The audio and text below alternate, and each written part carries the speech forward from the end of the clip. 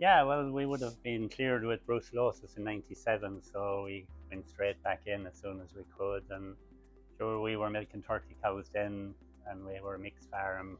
We're, it's all dairying at this stage. So, um, look, sure, it was built up gradually over the intervening years. Um, Everything, facilities, nothing happened really until Michael came home in 2018. So we upgraded again and probably doubled the size of the herd and Scotia's went. So at this stage we milk around 150 cows.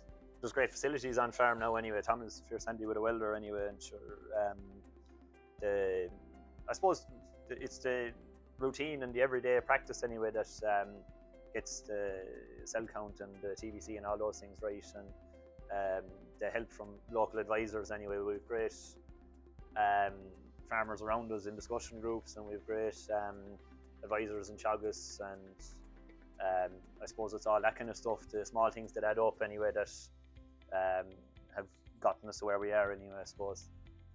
So I suppose what we're looking for is there's a combination of many things. So to be in the competition, in the first instance, the entrants have excellent milk quality. But I suppose the Quality Milk Awards now has moved beyond that.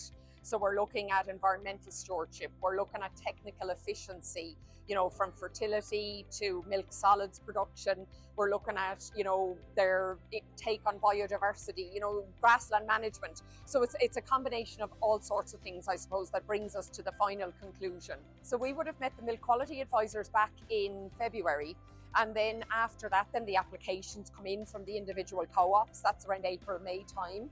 And then we're looking at the applications, and then we set up our dates for the visits. They happen over the summertime. So we'll say the visits happen during June and July. And then as judges, then we're sitting down again after that to look at again the facts, the figures, and then again looking at who maybe has the total package, a combination of not just technical efficiency, not just milk quality, but all the other aspects that are important, including work-life balance and so on as well. For the National Dairy Council in particular, our job is storytelling. So we're charged with the responsibility to win over the hearts and minds of the Irish public and let them know how important this sector is, not just for farmers, but for all of us. And so when we have 12 unique individual stories like that, that makes our job easier because we can bring those stories to the wider public. And they are stories about milk quality, about sustainability, about technical expertise and technological expertise.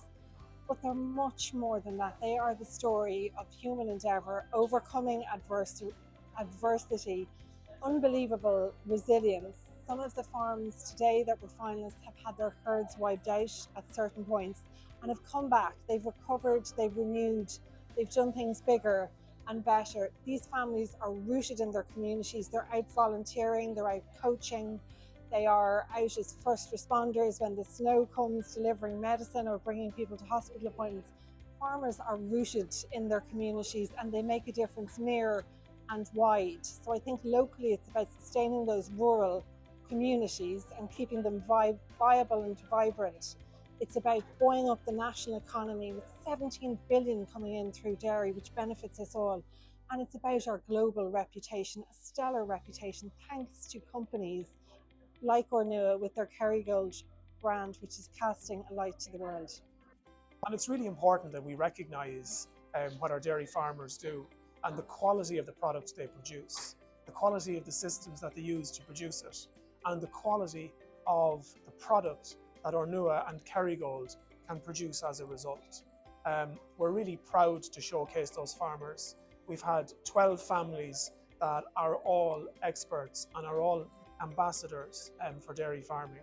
And while we can only have one winner, the reality is they're all winners because they allow us to showcase dairy farming to the world, to the Kerrygold brand, and also to the products that they produce that we sell on their behalf.